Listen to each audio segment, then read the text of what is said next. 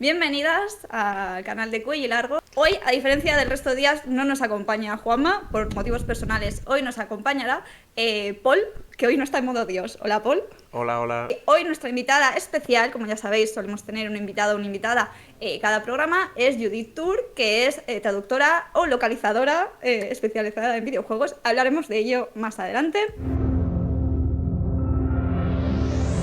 Pues empezamos, si queréis, con el gran tema del día.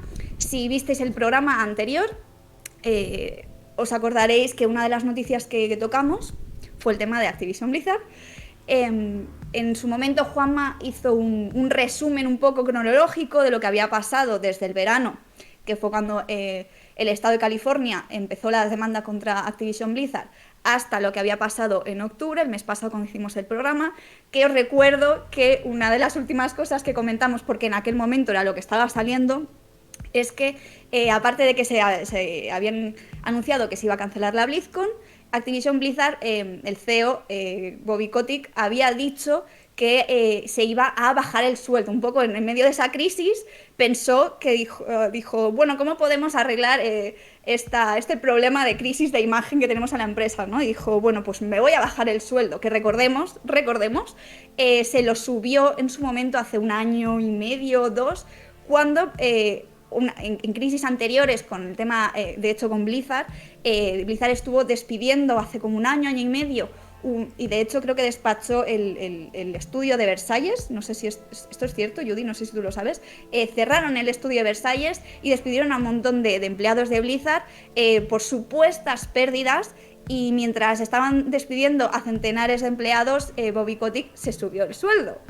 Pero bueno, como si por aquel momento ya no se dejara entrever que este señor pues quizá no era muy trigo limpio. Por desgracia, hace más o menos una semana, 10 días, hemos tenido una gran actualización con el tema de la crisis de Activision Blizzard, ¿no? La crisis empeora. Básicamente, ¿cuál es la novedad? Pues se publicó hace cosa de una semana un artículo en el Wall Street Journal sobre Kotick, donde, y esto pues es un artículo muy, muy amplio que os animamos a leer. Vamos a intentar hacer un orden cronológico de lo que ha pasado en los últimos 10 días hasta ahora. Son muchas cosas las que han pasado, nos vamos a dejar cosas, pero os dejamos ahí las fuentes para que indaguéis, y por supuesto en los comentarios también podéis ir añadiendo cosas, ¿no? Pero básicamente en el artículo este de Wall Street Journal se descubre que básicamente Bobby Kotick, insisto, el CEO de Activision Blizzard, no solo conocía los diferentes casos de acoso y de abuso y de ambiente tóxico que había en la industria, o sea, perdón, en esa empresa, sino que además se revela que maltrató a dos empleadas a lo largo de la década de los 2000, tanto fuera como dentro de la empresa, incluso llegando a amenazas de muerte, ¿no? Tenemos este artículo de Kotaku donde pues, os recomendamos encarecidamente su lectura, donde hay un montón de detalles sobre cosas que se han descubierto. La mayoría las ha negado. Sí que la amenaza de muerte la ha reconocido, pero como le pidió perdón después, pues bueno, esto no, aquí no ha pasado nada, ¿no? No sé si has comentado lo de lo que hicieron, una de las muchísimas tácticas que están intentando hacer así un poco a la desesperada para salvar la mala imagen que tienen ahora mismo, fue contratar a una mujer que, si no recuerdo mal, además era lesbiana o LGTB. Esa era la próxima noticia, sí. Cuenta. Se repartieron un poquito, no sé si la pusieron de codirectora o de copresidenta, sí, junto a otro. Cogieron a dos coceos, un hombre y a una mujer, un poco como intento de blanqueamiento de esta crisis que estaban viviendo en Blizzard. Ella era Jennifer O'Neill, y de hecho una de las cosas que denuncia es que se ha sentido en los pocos meses que duró, porque eso iba a decir, que no ha durado nada, que ha sido el intento y se fue. Se sintió pues ninguneada, infravalorada, y entre otras cosas, y como luego se ha demostrado, al final se ha sentido simplemente como una pieza más en esa campaña de intento de blanqueo pues eso, de cara a la imagen que estaba dando Blizzard de vamos a contratar a una mujer como CEO. De hecho era la primera CEO en Blizzard. Y bueno, duró muchísimo, o sea, duró muy pocos meses, porque abandonó su puesto después de conocer que se le estaba pagando menos que a su homólogo masculino, que repetimos, entraron en calidad del mismo puesto, compartiendo responsabilidades y trabajo. Y entonces descubrió que a ella se le estaba pagando menos. Y solo le ofrecieron pagarle, o sea, un contrato en igualdad de condiciones cuando ella amenazó y dijo que se iba, ¿no? Es que esto es muy fuerte, es muy fuerte, y a la vez damos gracias de que esto salga a la luz, porque sabemos que esto es en gran medida el pan de cada día, no solo en la industria del videojuego, sino de un montón de sectores, y que esto se esté saliendo a la luz es pues muy importante, sobre todo para pues eso, las mujeres del colectivo LGTB, que hasta ahora todas estas cosas las conocíamos porque nos pasaba entre compañeros y nos lo decíamos entre nosotras, pero no teníamos pruebas y nadie quería meterse en el fregado de hacer este tipo de demandas públicas, ¿no? O sea, que sea una cosa que pase habitualmente o que pase más de lo que debería ya es una cosa grave, pero que pase esto en medio de un intento de blanquear tu imagen precisamente por este tipo de conductas, pues... Tomadlo bien. Claro, o sea, es que me parece el colmo de lo descarado, la verdad. ¿Qué ha pasado después de esto, no? Conocemos un poco, pues eso, ¿no? Que Bobby Kotick ha sido... ha callado, conocía toda esta cultura tóxica, entre ellas, bueno, no lo hemos comentado, ¿no? Pero hasta 30 empleadas de Blizzard se reunieron para hacer un informe a recursos humanos, bueno, con toda esta cultura misógina y de acoso sexual que estaban sufriendo. Y él era consciente de esto y lo tapó, ¿no? Entre otras muchas cosas que explica este artículo del Wall Street Journal, ¿no? Bueno, pues después de saber todo esto, de saber no solo que lo encubrió, sino que este señor ha formado parte de esta cultura tóxica y misógina, después de saber que el intento de blanqueo acaba con esta mujer al final usada como token fuera, que la han tratado al final como la misma mierda, cuando ya estaban en plena crisis diciendo no, esto es muy grave, vamos a solucionarlo. Bueno, pues después de esto, si la cosa no puede ir peor, efectivamente va peor. ¿Y cómo va peor? Pues resulta que la junta directiva, después de que salga todo esto, hace un comunicado con apoyo total y unánime a Bobby Kotick. Básicamente, pues le están defendiendo. Y como dice la última línea, ¿no? Confiamos en que Bobby Kotick puede dirigir, o sea, encauzar correctamente estos problemas de trabajo que han salido a la luz. O sea, es muy fuerte esto. Pasamos a lo siguiente, volvemos a al orden cronológico de cosas que han pasado, ¿no? Bueno, después de que la junta directiva mostrara apoyo, después de todo eso, es bochornoso. A mí esto ya, o sea, cuando pasó esto me pareció súper bochornoso. Los trabajadores de Activision Blizzard entran aquí en juego y crean una cuenta de Twitter que ahora vais a ver, un poco copiando o como continuación de lo que han hecho ya en Ubisoft, que luego hablaremos también de esto de ellos, ¿no? Tenéis aquí la cuenta también por si los queréis seguir, por si queréis apoyar, y crean esta cuenta de Twitter un poco con las demandas y con la actualización, entre otras cosas pidiendo la dimisión de Bobby Kotick. Entonces, bueno, pues que sepáis que también aquí los trabajadores pues se han movilizado. ¿Qué es lo siguiente que pasa? Bueno, para mí un poco tarde, y creo que, entre otras cosas, para disimular, pero compañías como Xbox, Sony y la última ha sido Nintendo, se han sumado a esta denuncia pública de no toleramos esto, ¿no? No sé si un poco como que aquí, o sea, esto solo pasa en Activision Blizzard, está bien que las compañías se posicionen, lo que, bueno, ya sabemos lo que normalmente suele haber detrás de esto, que al final no deja de ser marketing y blanqueamiento de imagen, ¿no? Pero bueno, en cualquier caso, forma parte un poco también del relato que se está construyendo con todo esto, ¿no? ¿Qué pasa? Que toda esta presión desde trabajadores a incluso compañías como Xbox, como Sony, como Nintendo, han logrado que accionistas de Activision Blizzard reclamen públicamente, por fin, la dimisión de Kotick. Tenemos ahí la noticia del Washington Post. Y después de esto, perdón, pero es que esta noticia o este titular a mí es que me mata, ¿no? Después de toda esta presión pública, dice Kotick, sale a hablar y dice que en caso de no conseguir atajar los casos de acoso o discriminación, valoraría abandonar su puesto. Es que, Es como, es parece una parodia. es como cuando alguien se disculpa diciendo eso de si en algún momento alguien se ha podido sentir ofendido o dolido por algo que he hecho remotamente en la cabeza de alguien, pues entonces sí me disculpo, ¿no? Pero con todos estos condicionantes es como Claro. que, ok, que queda claro que no ve el problema, no lo quiere ver y que no tiene ninguna intención de resolverlo, ¿no? Que Eso este Yo no tío sé es todavía, si... perdón, a día de hoy insultante. este tío sigue en su sitio. Sí, sí, sí. Vale, vale.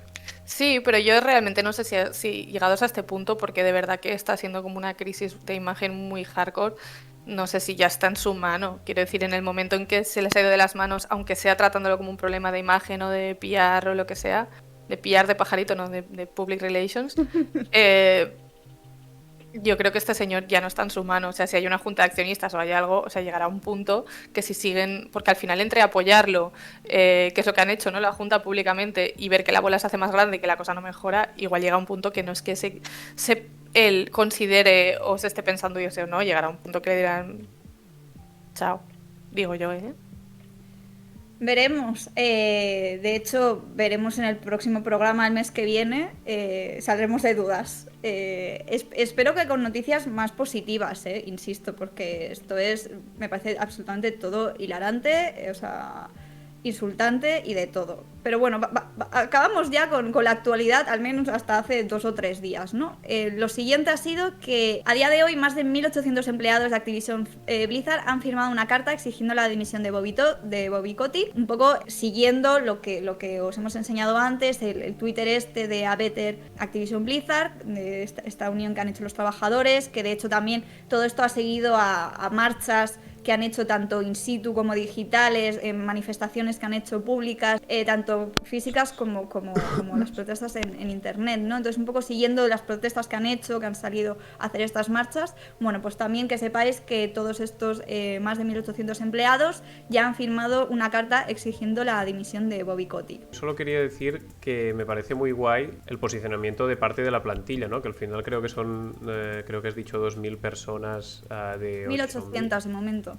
1.800 que están como solidarizándose y apoyando a las personas que han sufrido esto, ¿no? Las compañeras que han sufrido este acoso y estas situaciones de violencia y microviolencia, y que es muy guay como la presión que están haciendo, y que al final que haya un posicionamiento tan contundente de buena parte de la plantilla significa muy claramente que esto se sabía, es algo muy habitual y que muchas personas estaban ya hasta las narices de que esto estuviera pasando y no se hiciera nada, ¿no?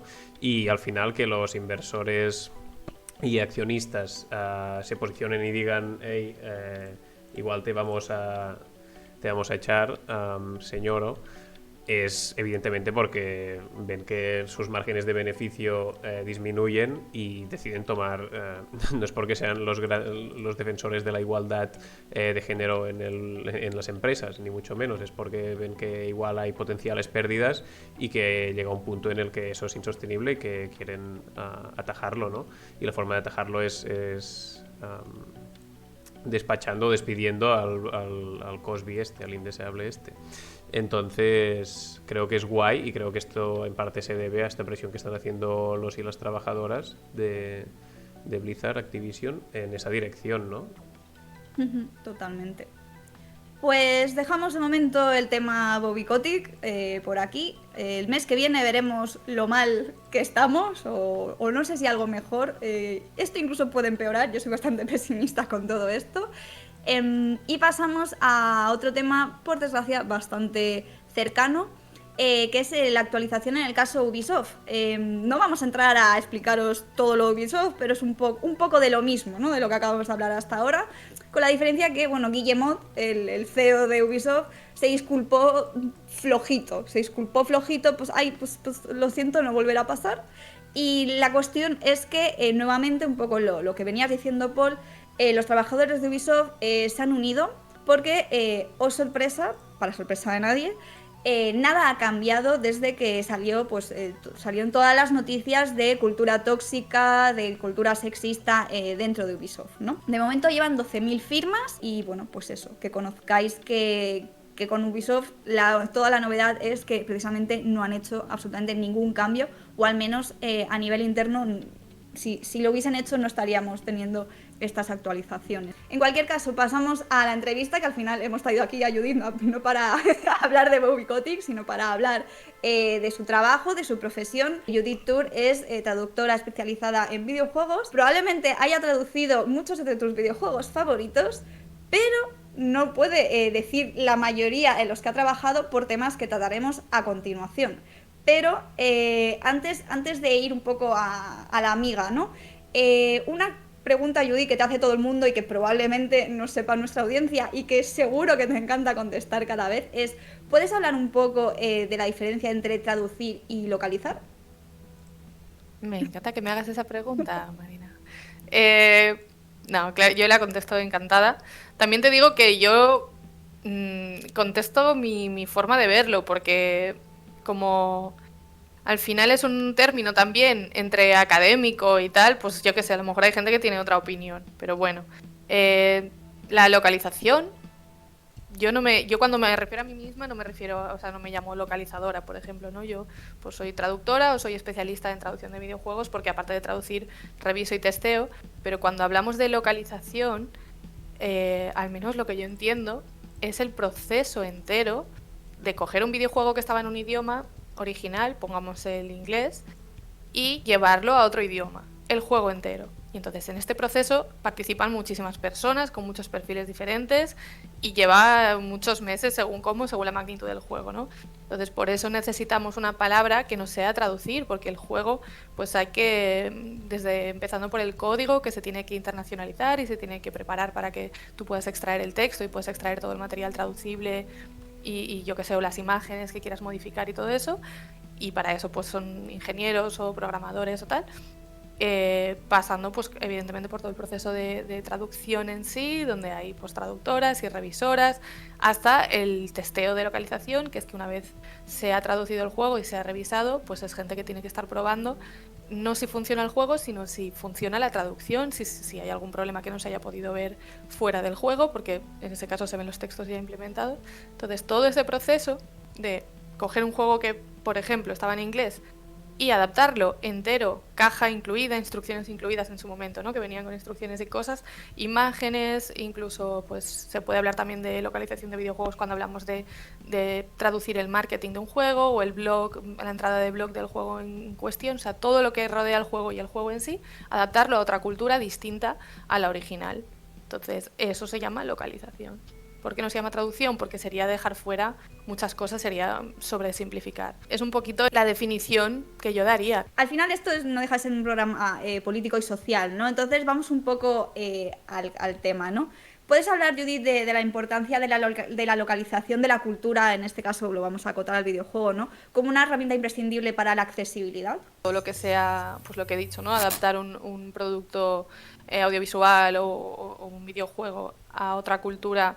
Para empezar, es accesibilidad para la gente que no puede jugar en inglés. Yo siempre... Hay un temita también muy recurrente, ¿no? Hay varios temitas recurrentes, pero uno de ellos es jolín, yo estaba viendo esto con subtítulos y como sé inglés, aquí no están diciendo lo mismo, ¿no? En plan... ¿Por qué el subtítulo pone una cosa y yo en inglés estoy oyendo otra? Pues hay que tener en cuenta, y eso es lo que tenemos que tener en cuenta también las traductoras cuando trabajamos, que es lo que procuramos hacer. Hay que tener en cuenta que hay gente que no tiene ni idea de inglés. O sea, si tú sabes inglés y estás entendiendo, pues a lo mejor lo puedes ver en inglés, a lo mejor te apetece ver los subtítulos para apoyar porque no lo acabas de entender del todo, pues perfecto. Pero tú tienes que proporcionar un producto completo en castellano para alguien que no tenga ni puñetera de inglés. La idea, ¿no?, es hacer las cosas accesibles al mayor número de gente posible y dar el mayor número de opciones posibles, ¿no? Entonces, en este sentido, pues traducir o localizar un videojuego es hacerlo accesible a alguien que pues no habla idiomas. La cosa sería conseguir que como consumidores, sé que podemos hacer un poquito de presión en eso, conseguir que no fuera tan fácil comercializar juegos en España que vienen solo en inglés, porque esto sucede. O sea, al final las decisiones de localizar o no un juego, pues como todo en esta vida, dependen del dinero, y muchas veces no se localiza porque no sale a cuenta económicamente. No solo porque es muy caro, localizar todo un producto es muy caro, sino porque esa inversión muchas veces no les vale la pena, porque saben que en España somos así de masocas y vamos a comprar igualmente el juego, esté en castellano o no. Entonces, siempre está... Obviamente la culpa, no me gusta hablar de culpas porque esto no es la iglesia, pero al final, como consumidores sí que tenemos un poquito de poder de decir, ostras, no, merezco o merecemos como jugadores, como aficionados, que se nos vengan los juegos en español. Porque, por ejemplo, me consta que a los franceses los traducen más porque son más especialitos con eso. Ellos no quieren Es que el jugar a francés juegos. es el idioma más importante del mundo si le preguntas a un francés. Obvio. Bueno, pero por ahí lo tienen muy bien, porque eso Ya. significa que si se niegan, digamos, a comprar un juego si no está en su idioma, pues eso, que se llevan. Vamos a, por supuesto, la importancia del lenguaje. En este caso, vamos a llevarlo un poco a nuestro terreno, Judith. Aprovecho para deciros que si os interesa a lo próximo de lo que vamos a hablar, Judith tiene un capítulo entero hablando sobre la importancia del lenguaje en cuanto a género, en cuanto a sexismo, en Protesto, este libro que hicimos 12 compañeras. Pues eso, que si os interesa indagar más, lo tenéis en el libro. Pero bueno, yo voy a centrar un poco la pregunta en el lenguaje sexista en cuanto a insultos, ¿no? En videojuegos otra cosa no, pero se insulta muchísimo. Y una cosa que tiene el lenguaje tanto en inglés, pero especialmente en castellano, ¿no? Es que los insultos son muy, muy sexistas, ¿no? Entonces, claro, las localizadoras, las traductoras tengáis conciencia de esto, permite un lenguaje un poco menos sexista luego cuando nos encontramos el videojuego, ¿no? ¿Puedes hablar un poco de cómo podéis desde localización y desde la formación feminista en localización, cómo podéis contribuir a reducir este machismo, esta misoginia en videojuegos, al menos en castellano? El capítulo entero tampoco es que sea larguísimo, va sobre en general el uso bueno, no solo del uso del lenguaje, ¿no? Sino cómo se trata no sé cómo hacer un resumen, cómo se trata desde la lengua a las mujeres en videojuegos, ya sea como audiencia, como a los personajes femeninos, como también habla un poco de nosotras las que estamos trabajando en esto y tal. Entonces sí que lo primero de todo sería un poco esa necesidad de que todas tengamos un poquito de conciencia feminista o todas estemos formadas al respecto, porque al final, no lo he dicho antes, ¿no? Pero la traducción de videojuegos es una cosa que se hace en equipo. O sea, es muy raro estar trabajando tú. Desde luego tú sola no trabajas nunca. Puede pasar que seas tú la única traductora, pero siempre tendrás a una revisora, siempre tendrás a una tester, siempre tendrás una gestora de proyectos. El propio cliente muchas veces también tiene... también le gusta meter un poco de baza luego en lo que va a ser la traducción al castellano. Entonces me parece básico. O sea, ya hace unos años a lo mejor me parecía como un plus y ahora mismo me parece básico que absolutamente todas las personas que participan en el proceso de localización tengan un poquito de formación feminista, tengan conciencia feminista, porque una sola persona, o sea, una traductora del equipo no basta, porque es un esfuerzo que se queda luego en nada, porque, por ejemplo, tú puedes estar, por ejemplo, intentando evitar ciertos insultos o intentando evitar el masculino genérico o intentando evitar algunas cosas.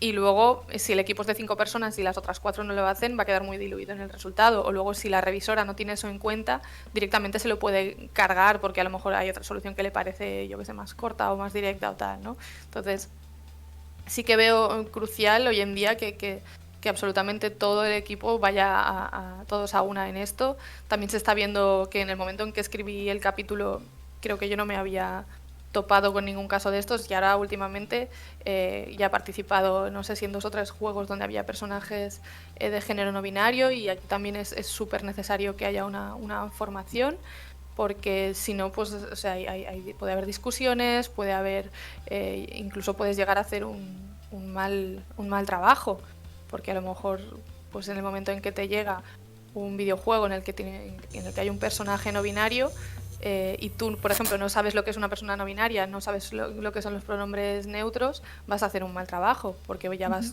atrás, ¿no? Entonces, pues sí, en ese sentido, lo de los insultos concretamente, pues es un temón, porque así como hay muchas cosas que nosotros, que son a lo mejor dejes del español, que añadimos a la hora de traducir que no estaban en inglés, y eso pues me parece más fácil evitarlo en el momento en que eres consciente.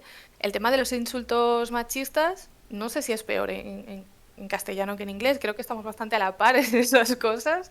Entonces, ahí es un poco más delicado porque lo que tienes que hacer un poco es convencer de que hay cosas que no hacen falta. Es decir, muchas veces se pone como excusa, ¿no? O para justificar, pues por ejemplo, un bitch, zorra, cosas de estas que no sé si luego esto lo van a censurar, que se dicen mucho en los videojuegos no en todos los videojuegos obviamente, ¿no? Pero pues por ejemplo en un ambiente de peleas o así.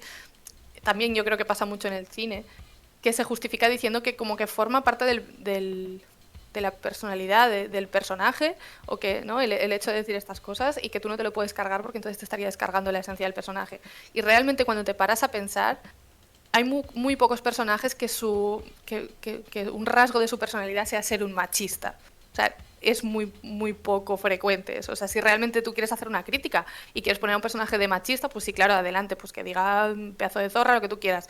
Pero realmente el problema es que tanto en la lengua pues, inglesa como en la española tenemos demasiado interiorizado ese insulto machista y ese que lo peor que le puedes decir a una mujer es pues meterte con su sexualidad, por ejemplo, ¿no?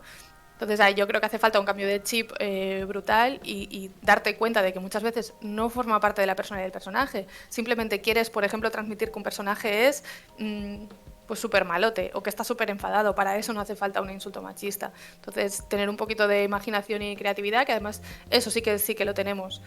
Que tenemos mucha variedad de insultos y mucha variedad de palabras malsonantes en castellano, y eso no hay que perderlo y es muy importante y le da muchísimo color a una traducción, como para estar poniendo zorra, zorra, zorra 7 veces, que es lo que hacen un poco en inglés, ¿no? Entonces, en el libro tampoco es que dé yo soluciones porque al final depende todo muchísimo del contexto, pero por ejemplo, pues cagarte en algo o yo qué sé, ¿sabes? Siempre existen opciones que no pasen por denigrar a las mujeres de forma gratuita, porque ya te digo que esa como excusa de que forma parte de la persona del personaje es que no es verdad. No sé si... Pasamos a temas de condiciones laborales, ¿no? Otro tema bastante candente.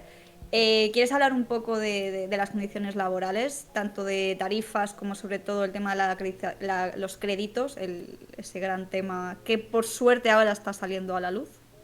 Sí, a mí me hacía ilusión, ya que he venido aquí, que tenéis aquí un canal político de reivindicación de la leche, pues sumarme un poco a eso. Que no significa que no lo digan en otros lados, ¿eh? Pero jolín, sí que es verdad que últimamente está viendo, porque a lo mejor hace 3 años o 4 años había como más miedo, y por suerte es verdad que últimamente está saliendo como toda la basura, ¿no? Que para mí me parece estupendo.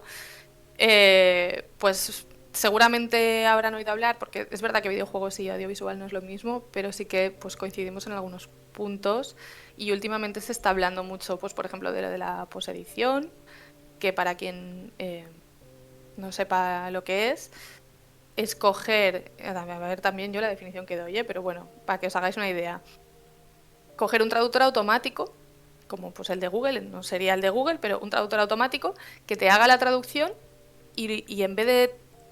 O sea, y luego coger esa traducción y pagar a alguien humano, un revisor o una traductora profesional, para que lo revise.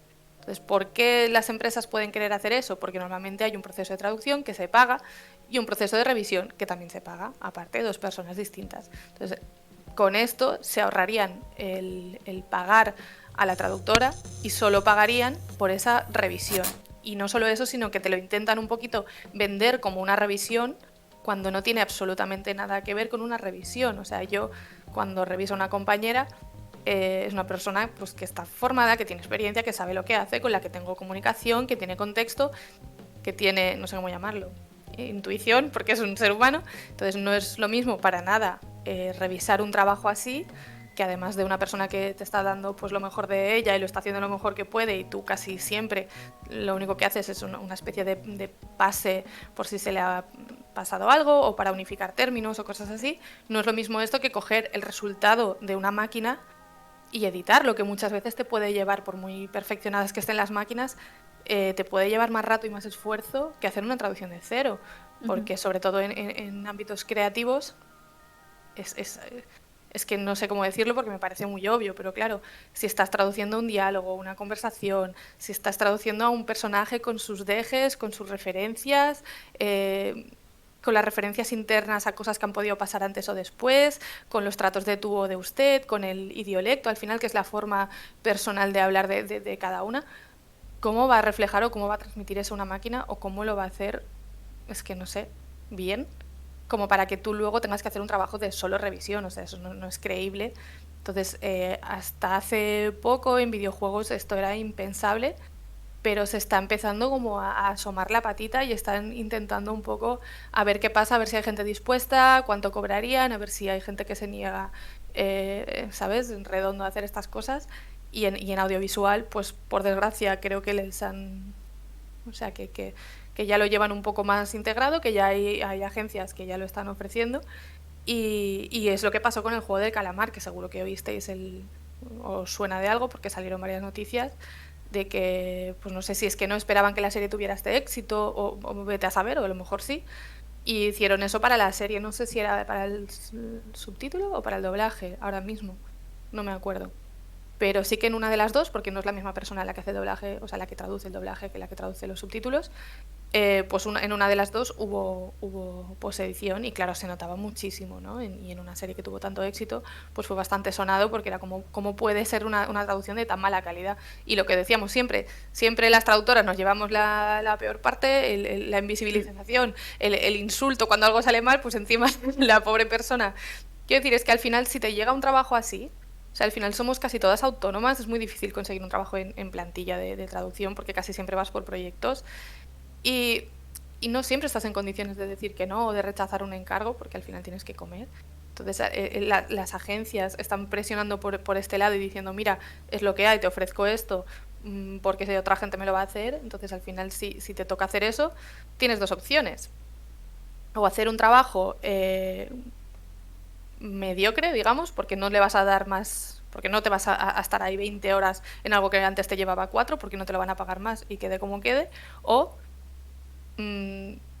con esa tarifa de risa, pues cambiarlo absolutamente todo, retraducir todo para que quede bien algo que ha hecho una máquina, pero claro, deberías cobrar eso más. Entonces, hay un poco tira y afloja ahora mismo por parte de las grandes agencias de localización y de traducción.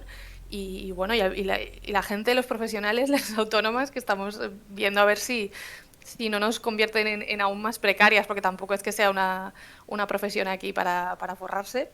Entonces es un poco ya el último clavito en la tumba, ¿no? Entonces, no sé si hoy mismo salió una noticia que decía que faltaban traductores, que no había suficientes traductores de calidad o alguna cosa así, un poco con lo que pasaba con los camareros, es que no encontramos camareros, es como, ¿cómo no va a haber camareros? ¿Cómo no va a haber traductoras con las facultades? Y ya sin hablar de gente que no tiene carrera, pero bueno, en la facultad hay cantidad de gente que se gradúa todos los años en traducción, hay másteres, hay muchísima gente interesada en hacer eso y formada que no encuentra trabajo o que no le da para vivir.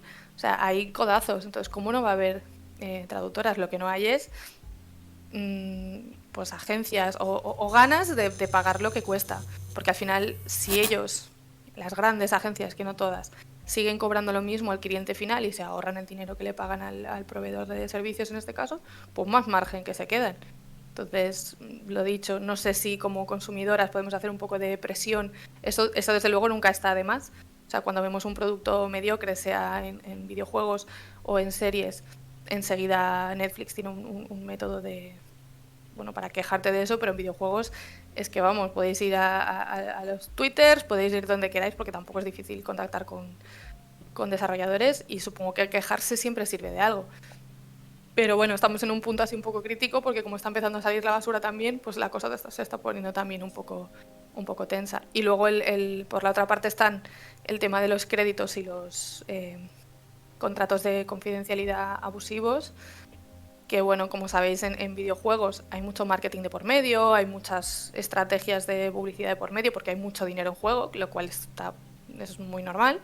Y entonces eso hace que casi todas las personas que trabajan en videojuegos tengan que firmar unos contratos de confidencialidad bastante tochos, a veces de de muchos meses sin poder decir una palabra, ¿no? Que bueno, pues es lo que conlleva trabajar en esto, pero muchas veces a nosotras, a las que traducimos videojuegos, mediante esos contratos de confidencialidad se ha aprovechado para poner una cláusula que hace que tú no puedas decir, ya no cuando salga el juego, sino que no puedas decir nunca que has trabajado en ese juego, ¿no? Entonces, dentro de esta un poco ola que está habiendo ahora de sacar la basura, por decirlo de alguna forma, de cosas que no deberían pasar en el sector, pues está habiendo quejas por esto, porque es verdad que era una práctica más o menos normal, o sea, lo hacían muchas agencias y durante mucho tiempo no había demasiada queja, porque también es un poco una profesión un poco, no voy a decir nueva,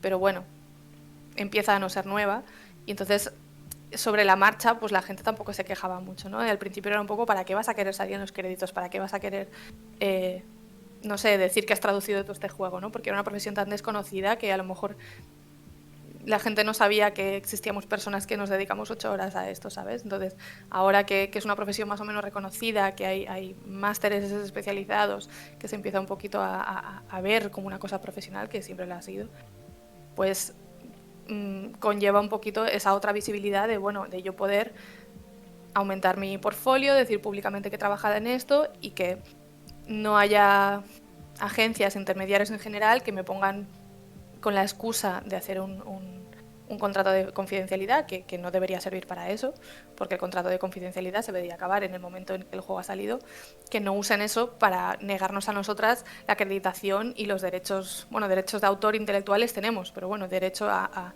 poder decir esto lo he hecho yo, derecho a poder salir en los créditos y sobre todo a que no te metan en una lista negra o a que no tenga consecuencias luego laborales el que tú puedas decir, mira, pues es ilegal, voy a decir dónde he trabajado y ya está, ¿sabes?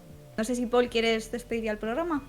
Por mi parte, nada más, solo recordar, o sea, acabas tú, Blissy, te acomiadas tú, ¿vale? Yo solo decir que gracias a todos, a todas, a todos por estar aquí, muchísimas gracias a Judith por compartirnos todo lo que nos ha contado, que ha sido súper interesante, y un placer, sí, y un placer escucharla, y nada, también gracias a todos los que nos habéis acompañado, y qué guay que os haya gustado, nos dicen por el chat, y nada más, la semana que viene volvemos con más, cuidaros mucho. Así que nada, agradeceros que hayáis estado aquí. Espero de corazón que para el mes que viene, cuando despidamos el último programa de videojuegos del año, podamos traer noticias más positivas, sobre todo con el tema de Activision Blizzard, veremos. Así que nada, pues nada, gracias por estar, gracias a Judith por haber venido a compartir este espacio y su tiempo. Y nada, pues nos vemos a la próxima. Que tengáis un buen jueves y un buen fin de semana. Chao. Gracias a vosotras.